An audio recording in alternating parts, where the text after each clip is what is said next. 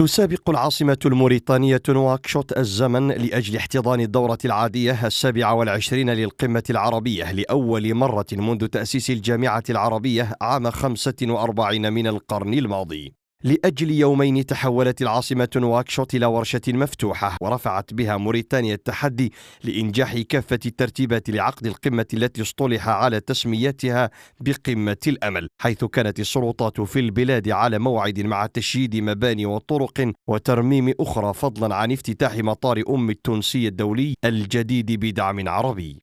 نجاح القمم من عدمه مرهون بمن يحضر ومن يغيب، فبحسب تصريحات ممثل الدبلوماسية في الدول العربية فإن حضور الزعماء والقادة يبدو ضعيفا، إذ كشفت مصادر في اللجنة التحضيرية للقمة غياب قادة كل من السعودية ومصر وفلسطين والمغرب والعراق والإمارات العربية المتحدة والبحرين وعمان والأردن والجزائر وتونس ولبنان، في مقابل حضور أمراء كل من قطر والكويت والرئيس السوداني واليمني والصومالي والجيبوتي ورئيس جمهورية القمر. أما الوجه الجديد في حاضرة العرب هذه السنة هو فايز السراج، ممثلا لليبيا في ظل غياب سوريا بسبب تجميد عضويتها. أوساط مقربة من السلطات الموريتانية ترى أن مجرد انعقاد القمة هو نجاح لموريتانيا، وأن تحميل قمة نواكشوط أكثر مما تحتمل أمر غير واقعي بالنظر إلى حجم التحديات التي يعاني منها العرب.